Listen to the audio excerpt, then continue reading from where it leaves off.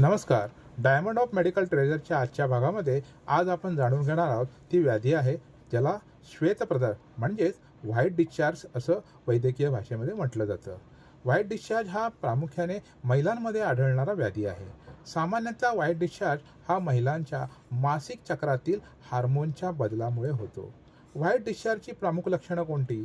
तर ह्यामध्ये पांढऱ्या रंगाचा स्त्राव निर्माण होतो, खाज सुटते, वास येतो, जाड आणि गठ्ठ्यासारखा स्त्राव होतो.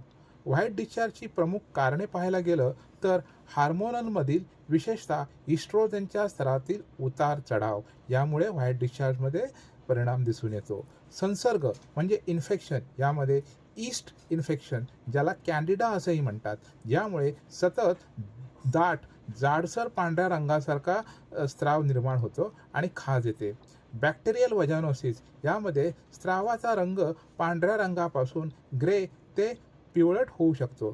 तसेच इन्फेक्शन म्हणजे गनोरिया, क्लायमेडिया, सेक्शुअल ट्रान्समिटेड डिसीज हे देखील कारणीभूत आहेत. याशिवाय मेंदूच्या काही गंभीर आजारांमध्ये देखील स्त्रावामध्ये बदल होऊ शकतो.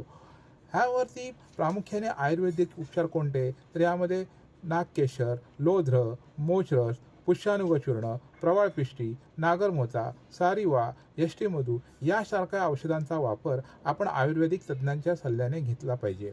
दैनंदिन आहारविहारामध्ये स्वच्छता राखणे आवश्यक आहे. गरम पाणी पिणे, रासायनिक साबणांचा वापर टाळणे, अतिशय तिखट मसालेदार पदार्थ वर्ज करणे, मानसिक ताणतणाव कमी करणे, ताजी फळे, हिरव्या पालेभाज्या यांचा जेवणामध्ये समावेश करणं, जास्त मीठ, प्रिझर्वेटिव्ह फूड टाळणे, दालचिनी, तुळस यांचा चहा करून पिल्याने देखील आराम मिळतो. त्याचप्रमाणे पांढऱ्या जास्वंदीचा उपयोग या श्वेतप्रदाहामध्ये चांगल्या प्रकारे होतो. जास्वंदीच्या फुलांचे चूर्ण करून जर ते ठेवले आणि ते चूर्ण जर सकाळ संध्याकाळ गरम पाण्यासोबत घेतले तर व्हाईट डिस्चार्जमध्ये चांगल्या प्रकारे आराम मिळतो. त्याच्यामध्ये चांगल्या प्रकारे आपल्याला उपशय मिळतो. धन्यवाद.